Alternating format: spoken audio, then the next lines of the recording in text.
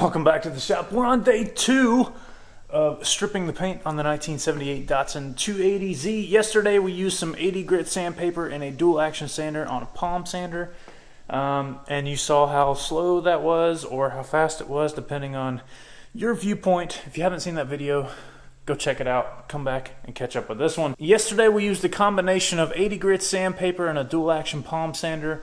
A little bit of a straight line sander as well on 150 grit sandpaper, and then my favorite so far was the nylon cut brush. The problem with that is they're arguably very slow, so today we're going to see if we can't speed that up a little bit without causing damage to the metal. For that process we're going to be using the 4.5 inch Norton Rapid Strip It discs, and we're going to see how quick this paint gets peeled off using those tools. So welcome to day 2 of stripping the 1978 Datsun 280Z.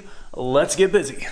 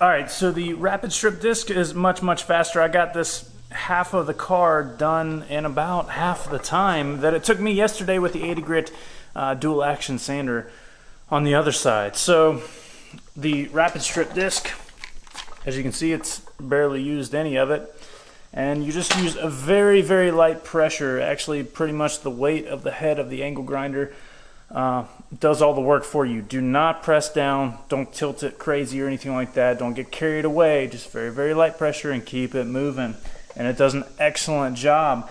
Now I have to follow up all of this with the dual action 80 grit sandpaper just so that the epoxy primer has something to adhere to. Obviously we still have a lot of cleaning and everything to do, but I wanted to take this time and pause right here to give you a little bit of a tech tip. It's very simple.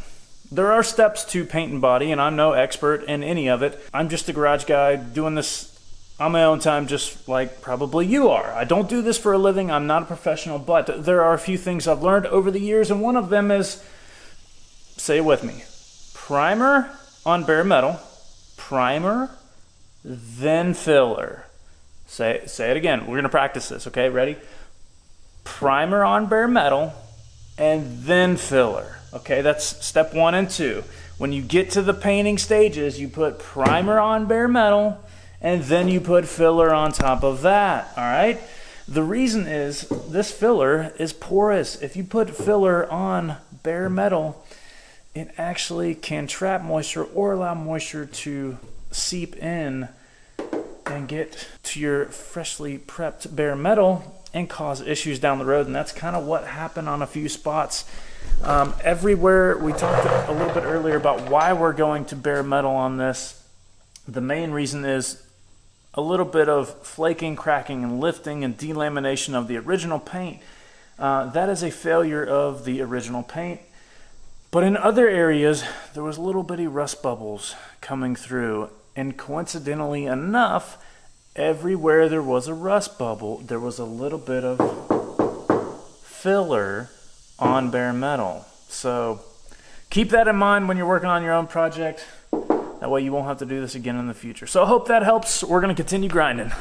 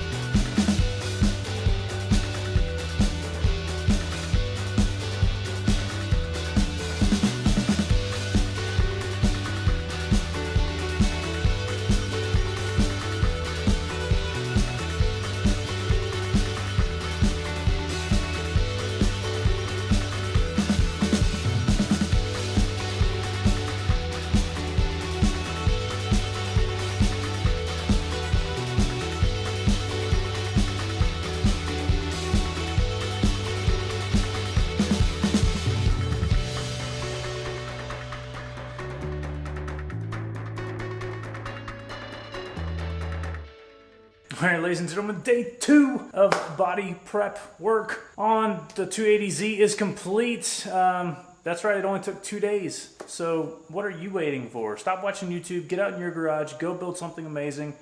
2 days to get this thing stripped. Now it's just the body. I know I still have fenders, doors, hatch, hood, cowl, and a whole bunch of other little things to do, but that's a lot of progress in 48 hours. So you have no excuses. If I'm doing it and you're watching me do it, why don't you get out in your garage and do something amazing as well?